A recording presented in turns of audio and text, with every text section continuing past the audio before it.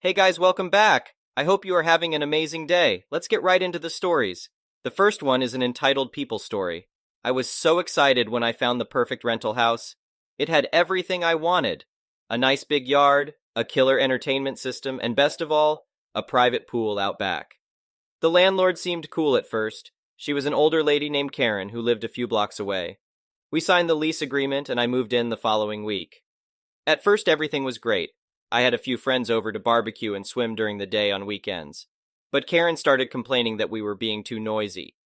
Then she freaked out if I had more than one car in the driveway overnight. She was definitely one of those naggy, nitpicky landlords. Her biggest issue seemed to be with me using the pool at night. I worked a late shift, so I liked to come home and take a midnight swim to relax. The pool was surrounded by a privacy fence and the whole backyard was secluded. But Karen insisted it was indecent for me to swim naked, even though there was no chance of anyone seeing me. One weekend evening, I was floating around the pool unwinding after a long week. Out of nowhere, flashlights start shining from the back gate, and I hear Karen yelling about calling the cops. I scrambled to grab a towel and ran over to see two police officers confronting her. Karen was screaming that I was committing lewd acts in the pool after dark. She demanded that the cops arrest me immediately.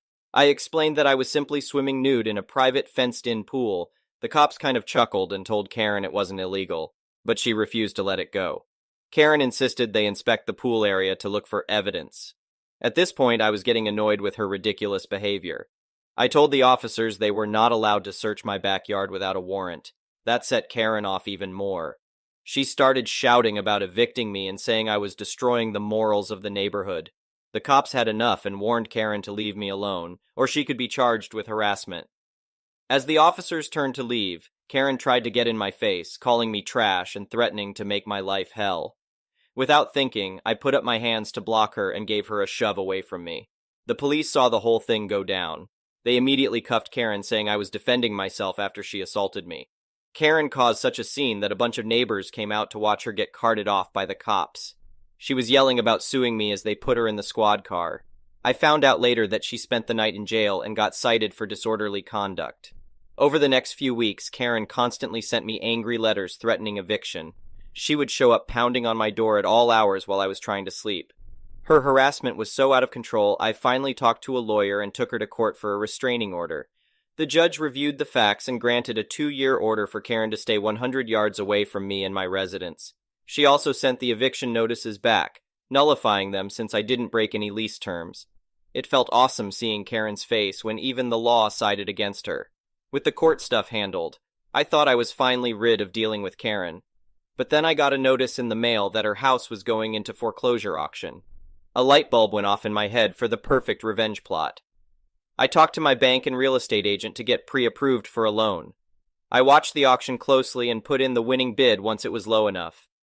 For a satisfyingly small amount of money, I was now the legal owner of Karen's house. It felt so good pulling up to her front door and taping the eviction warning to kick her off of my new property.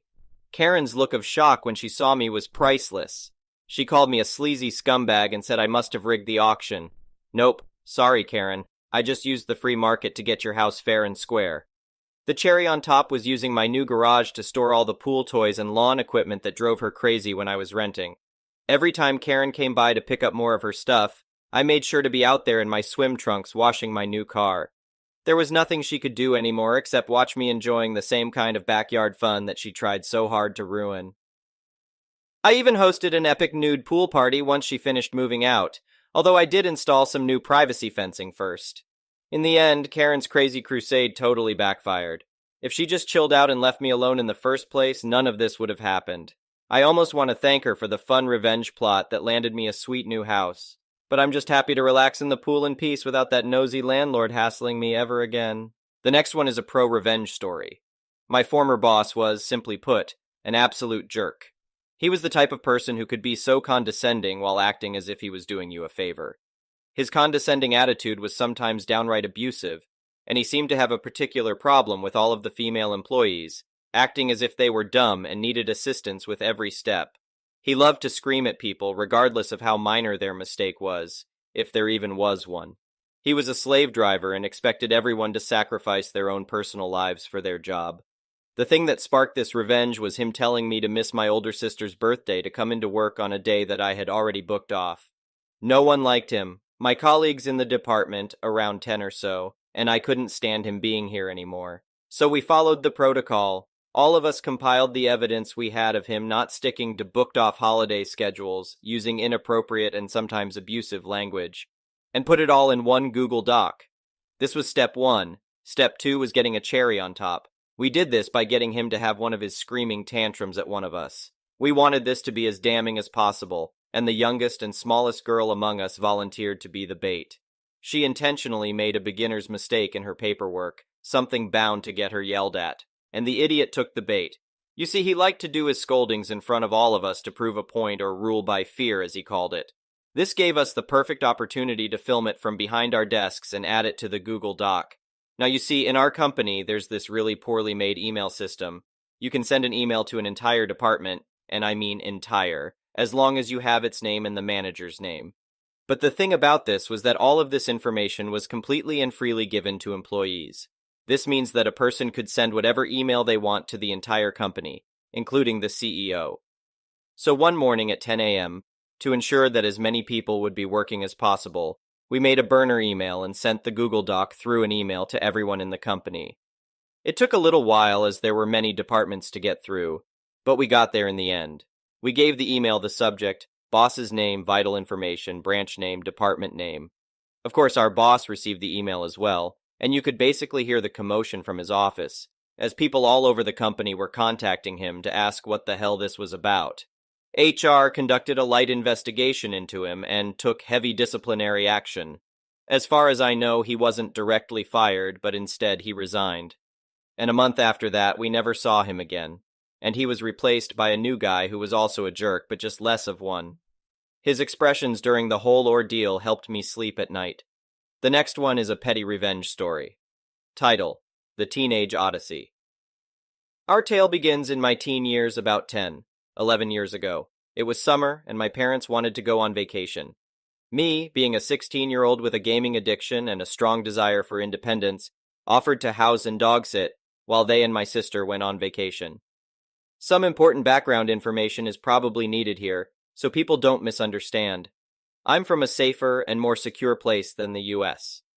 We lived in the suburbs, and by the time I was 12, I had been taught most life skills. The only dangers I could face would be alcohol poisoning and strains to my wrist from excessive gaming, typical threats for a boy in a country where 16-year-olds can buy beer. The Boy and the Karen Megasaurus. Rex. Week 1. While gaming took up 90% of my time, I still did all the chores around the house, with a few exceptions. I checked the mailbox and found a handwritten letter with ancient runes. Using my old doctor's notes as a Rosetta Stone, I deciphered that it was from the president of our equivalent of an homeowners association. Imagine an homeowners association with a fifth of the power of the typical homeowners association in the US, a Hawkeye of the homeowners association Avengers, receiving only participation awards in a sports context. The letter said that the grass in my front lawn was too tall according to regulations. I cut the grass that same day to keep the peace. The day after, I received another letter from the same author. The roses in my front yard were going too far out through the fence. I complied again. On the third day, the true cause of annoyance revealed itself. My backyard's bushes were too tall. This is where I finally got irritated, as you have to enter my parents' property to check the bush's height. I decided to visit my direct neighbor, who was in the Homeowners Association board, to ask about the letters. She informed me that they were from the Mega Karen living 10 houses down the street. She had been kicked out of the Homeowners Association board after poisoning 3 dogs in the neighborhood with rat poison-laced treats. Not wanting to deal with her, I decided to let the case rest and leave my bushes untrimmed. The boy, the planted bomb, and the instigation. A week into my parents' vacation, after being alone for 7 days, I decided to plan a party. But in my post-nut clarity, I remembered the saying, "Idiots be fading, but a good Counter-Strike match lasts forever." Instead, I opted for a LAN party, inviting friends to play Counter-Strike Source and enjoy energy drinks. During the LAN party, a loud knock on the door brought 2 surprised cops. They had received reports of a loud party with drugs involved. Me. Does energy drinks count as drugs? Cop 2. No. Me. Then I have no idea what you are talking about. The cops realized they had been misled and left, and we continued our gaming. 2 days later, the mega Karen showed up at my door yelling that my drug party kept her up all night. I reminded her that the homeowners association had no power to take our house, and that she was kicked out of the homeowners association due to the poisoning incident. I also told her that I didn't even have a party, and that she needed to stay away from my backyard. She threatened to have me and my parents arrested, claiming the poison treats were meant for my dog. I slammed the door on her, furious. No one threatens my dog. Perfect legal pettiness. Now, for my revenge, I had about 4 days before my parents returned. I made sure to use them wisely. I got all the necessary approvals from the police and the real homeowners association neighbor. Then, I went to talk to the neighbors surrounding the Mega Karen's house. I offered to do all the yard work, which involved loud equipment, around her house. Legally, we were allowed to make noise from 8 a.m. to 8 p.m. with yard work, but I didn't care. I wanted to be as petty as possible. I just kept making noise and working on her yard. Whenever she complained, I simply told her that her plants weren't up to homeowners association standards. On a Friday at 8 a.m., my friends and I gathered in front of her house. We made sure to have all the tools ready, and we were set for our revenge. We used speakers at the exact legal limit for noise, and most of her neighbors joined in during the day. The Mega Karen called the cops twice, but they left after seeing my permits. We kept up the noise until the exact time limit. The next one is a malicious compliance story. Some setup of the scene. This would have been back in the mid-1970s. I was in elementary school. I don't remember what grade age, but that school was 1st through 3rd, so I was somewhere between 5 and 8 years old. Although I remember starting to dislike school because of being bullied by classmates in 2nd grade. So it was more likely 2nd or 3rd grade, age 6, 7. I was expected to do my morning routine, get up, get dressed, have breakfast, and walk to the bus stop entirely on my own. The bus stop was about 500 or a tenth of a mile away and around a sharp corner at the end of the route. This meant that while there was a chance I could see the bus go by if I was running late and on my way, but because of the angles involved, there was little chance the driver could see me if I was late, so they wouldn't know to stop and wait for me. I don't remember if I was dragging my feet or just got up late that morning, but by the time I got to the bus stop that morning, it was too late. The bus had come and gone without me. In the past, when this happened, I'd sadly walk back home, tell my mother, and she'd drive me in. But for some reason this morning, she decided that it wasn't happening. I don't know if she was trying to teach me a lesson or just had enough or what, but she told me that I had to walk. No, she wouldn't be coming with me. A young girl about 6 or 7 walking about a 2-mile route alone. I was terrified. There were few sidewalks, mostly just dirt paths worked into the side of the road, if that. Plus, due to elements that I now know are not good for a child to go through, by this time I definitely had issues doing anything wrong in the eyes of adults around me. So I had this additional fear of anyone seeing me on this walk of shame. So I made sure no one saw me. If I saw any vehicle coming, I'd hide. I couldn't handle the thought of anyone witnessing this. I walked, and walked, and walked. It felt like forever, but I walked the entire way. And I finally got there and walked into the office to report my tardiness. It turns out that my mother had not intended me to actually do that. She had called the school to have someone come and meet me on the route. Not that she said anything about this to me. The bus driver had gotten back into her bus and drove the route they thought I'd have taken. And then when she didn't see me, she then got into her personal car and did it again and again, trying to find me. Multiple people were sent out to look for me, but again in my mind, I couldn't allow anyone to see me in this shame. Plus, I was old enough to know about stranger danger, and was scared about that too. I absolutely was not going to let anyone find me. I think they were actually on the phone with the police when I walked in the office door. As for fallout, I'm sorry, but I can only speculate based on other memories. My mother would have been chastised by the school for not telling me to expect someone to be looking for me to offer a ride. I would then have been punished, yelled at, spanked, grounded, because my mother could never handle being wrong, so it had to be my fault. I don't remember ever having to do it again, though. The next one is an entitled People Story. Part 1, The Wedding We Wanted and Had. My lady wife is the anti-Karen, the anti-bridezilla. On our first date, she fanned out a stack of restaurant coupons and said, "Where do you want to take me?" We picked Pizza Hut. Her engagement ring is a heart-shaped amethyst with 2 little diamond chips. I bought it at Kmart. She cherishes it. Her wedding dress did not come from a bridal shop. It came from the Sears catalog. It's a very simple white, lace-straight T-length dress with a cream underdress. would not be out of place at an afternoon tea. I bought my three-piece navy pinstripe suit since I needed a suit anyway. We wore the same clothes, with different accessories, to a costume party as a 1920s gangster in his mall. We had the wedding at our church. Our pastor was the real deal. He blessed the rings, and when he handed them back, they were ice cold. We exchanged the old wedding vows. Think King James Bible style. My lady wife nixed the obey, though. A couple of my buddies found out at the last minute that they could make it and showed up. After we said our vows, they pulled out swords and made an impromptu arch for us to walk under. My wife's friends were upset and started yelling, "Nobody told us to bring our swords!" Yeah, major sci-fi / fantasy / D&D / medieval geeks on both sides of the aisle. The reception was in the community room at the volunteer fire department I belonged to. Not fancy, but so informal and chill, and practically free. A local supermarket, with an awesome hot food bar, catered.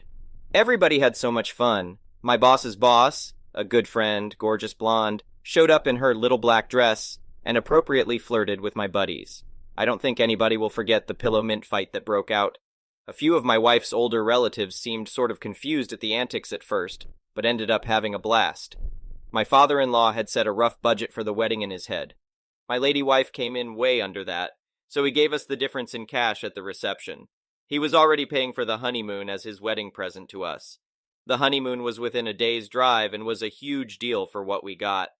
My lady wife remembers the complete total spent by us and Phil as $2,000 in 1992, which included the honeymoon. So under $4,500 today, 32 years together, 31 years married this October. Next anniversary, I'm going to take a page from my granddad and raise a toast to 5 years of wedded bliss. Part 2. Attempted hijacking. When my lady wife announced our engagement, one of her co-workers, not even a friend, apparently got wedding rabies. She was so happy and went over the top offering to help. My lady wife was doing the tiny amount of wedding planning that was needed, see above, as her MOH lived in New Jersey, we're in upstate NY, and had 2 kids to look after. Co-worker insisted that it wasn't fair to my wife that the MOH wasn't doing the wedding planning. She kept trying to insert herself as the wedding planner. Nice of her to offer, but she wanted to arrange our wedding the way she wanted it. Whiskey Tango Foxtrot, no, we did not want frou-frou centerpiece thingies or any of that nonsense. Co-worker, not knowing my wife well, of course, had zero clue what our tastes are. My wife's MOH was already making custom silk flowers for us and the tables as a wedding present. I think co-worker was delusional enough to think she could weasel her way into being Mo-H. My wife kept politely but firmly shutting her down. The last straw was when co-worker called me to tell me about the surprise bridal shower she was throwing for my wife so I could get her there. Oh, hell no. First, my wife was already going to have a bridal shower at our house. Phil and I went down to the fire hall and watched baseball. Second, my wife hates surprise parties. Third, my wife would never have picked that restaurant. An overpriced steakhouse is the absolute last restaurant we would ever pick. Fourth, who the heck was co-worker planning on inviting? She didn't know any of my wife's friends. Wife shut that down hard. She immediately called co-worker and told her off. No meltdown, no yelling, no screaming, no bad language or insults. Just pure anger, as hot and bright as a welder's torch. Cue tears from co-worker. Boo-hoo-hoo, I was just trying to help. Nope. Denied. We joke that you need to keep my lady wife away from breakable objects when she's angry. Cities, mountain ranges, that kind of fragile stuff. Drama over, and the wedding happened. The next one is an entitled parent story. On the weekend immediately after July 4th, I hosted a family BBQ. My slightly older cousin in her mid-30s had told me that she was not coming a week in advance. Then about 2 hours before the event, she changed her mind and told me she would be coming with her husband and her 5-year-old baby girl. This wasn't a problem because we bought enough food for there to be lots of leftovers. While we were there, my husband and I were slaving away in front of 3 BBQs in the yard to cook for a group of 24 people plus 1 baby. We didn't have time to take a break or go inside with everyone else. They were inside because it was raining. During this time, my cousin or her husband constantly came over to complain about our food. They were the only ones who complained the food was too salty. Everyone else who came over to speak with us loved and devoured the food. After the Wagyu tomahawks were served, my cousin came over again. This time her face was red, and she was livid. It was red from anger and not drinking. She's a non-drinker. She started complaining that we should have known better that her baby couldn't eat such salty foods. and that we should have made separate food for them, unseasoned. I told her that there was no way we could have done that. We already bought all the food we needed beforehand. Everything was seasoned or dry brined ahead of time. I suggested giving her a big bowl of water so she could try washing off any seasoning before feeding her baby, but she said that wasn't good enough.